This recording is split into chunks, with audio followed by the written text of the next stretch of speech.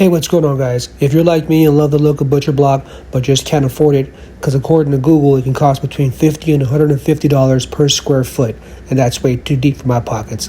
Let me show you how I made this out of red oak for under $9 a square foot for lumber. Starting off with a sheet of plywood, going with a 3/4 inch thick 4x4 sheet from my big box store. We're going to go ahead and create the base for our new countertop. I'm just cutting it up on my table saw. Now some glue and some screws. Our base for my new countertop is complete. Now this is going on top of my existing quartz countertop. Not going to remove it.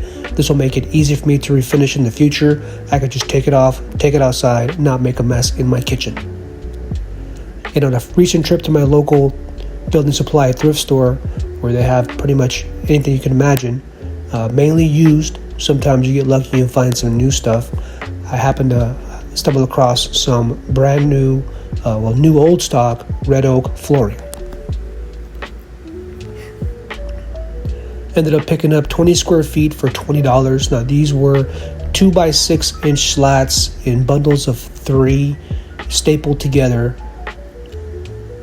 and with some work I was able to remove the staples with some casualties and get it ready for the next step, and that was to remove the tongues with my miter saw. Now I'm just laying them all out and ready to assemble. And now for assembly, I'm using my 18 gauge brad nailer, glue, and 1.25 inch 18 gauge brad nails. Now I took my time on that first line to make sure it was nice and straight. Once I did that, the rest kind of fell into place. It was pretty repetitive. Just glue, spread that glue around, make sure to get the edges laid nice and tight, and just drive it home. Moving on to the edge banding. I picked up these 2 boards. I believe they're stair treads out of red oak. I'm going to go ahead and rip them down and attach them with glue and nails around the perimeter of the countertop. Now we just use a wood filler, let that dry, and to the next step, which was belt sanding. Hit it with my belt sander with an 80 grit belt to remove all the excess glue and filler, and of course the finish of those boards. Once it was rough sanded, I can go ahead and grab my router with a 3/8 round over bit and router over the entire top edge and bottom edge of the new countertop.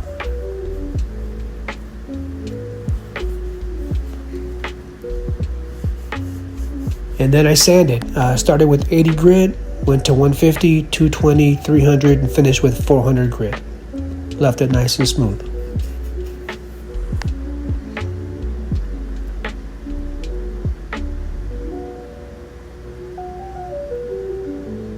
Now I don't have compressed air in my makeshift shop, so a leaf blower works just as good. Now for a finish, we're going with an oil-based polyurethane. It isn't food safe, but we never prep food directly on our countertops anyway.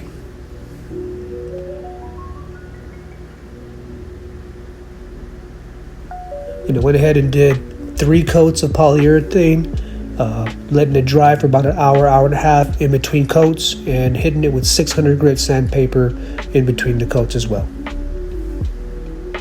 And like I said earlier, I'm going to be placing this on top of my existing quartz. The fit isn't very tight. I left about an 1/8 inch gap all the way around, so if the wood does need to move, it can. Now to hold this thing down to the stone, I'm using these figure 8 clips. Just screw it up into the plywood and just a pressure fit against the stone. And there it is for under $9 a square foot. Now this is a total of 13 square feet. And this includes all the lumber, the plywood, the red oak flooring, and the red oak boards.